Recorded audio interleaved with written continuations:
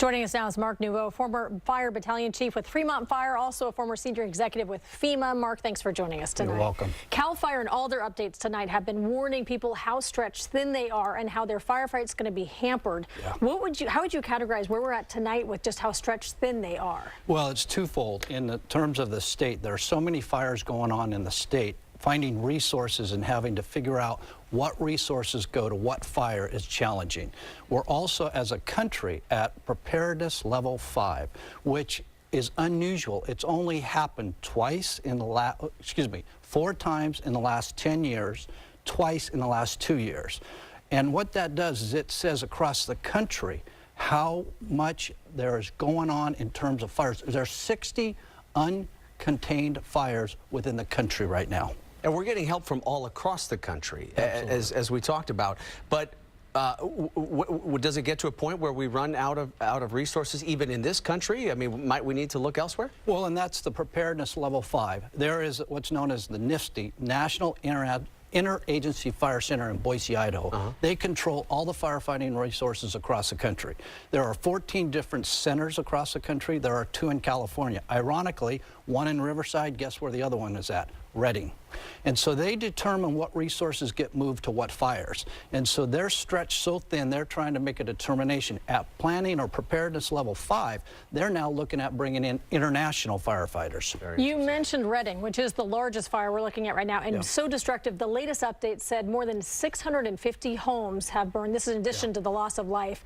As someone former with FEMA, former executive, and we saw it here with the wildfires here in Napa counties, and with what would you say if people have ahead with that many more, hundreds more now fire victims? Yeah, this is all new. We haven't seen this before. There's about 140 million dead trees in the forests in California. That's unprecedented. That in combination with the drought is creating such a fire severity that it's what we're calling a hurricane of fire. You're seeing up at the Carr Fire homes that are actually damaged from the winds created by the fire, not the natural winds. The fires creating the behavior that are ripping off roofs.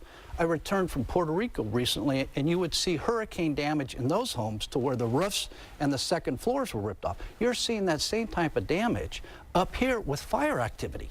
And obviously we've seen that video, some of the videos coming out of the Carr Fire up there near Redding, where the fire is burning so intense that it is actually, as you point out, creating its own intense weather system, these fire swirls or fire tornadoes. You were telling me earlier when we chatted, the old rules of firefighting are kind of out the window.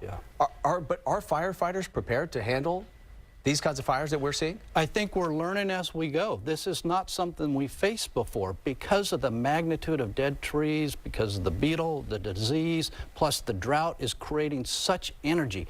When you start to burn, you know, they were talking about the incident action plan was a business plan that they used to fight these fires. And for today, for the next 24 hours, they're talking about fire behavior that can travel in excess of about 24 football fields in an hour. And how do you fight those fires? You've got to get out in front of them. You've got to evacuate. And so that's why evacuation is so important for people. If you think you're in that area, be ready to go. Have a bag packed. You can always go back. Don't wait, because a lot of times the most damaged homes are the short notice evacuations. We're just about out of time, but really quickly, as a former FEMA executive, what's happening behind the scenes when you look at what's happening up in Redding with hundreds more fire victims? Well, we heard today that the White House has given the state of California emergency declaration. What that basically means is every federal department is available for the state of California to help them protect life. Sheltering, water, food, whatever's necessary to support the firefight. That's available to them at no cost to the state of California. And the scariest part is the resources are already stretched so thin, crews are tapped out. What if there's another large fire? Absolutely. That's the scary part. Yeah, well said. All right, Mark Neveau, thanks so much. Thank you very much. You're welcome. I appreciate your time.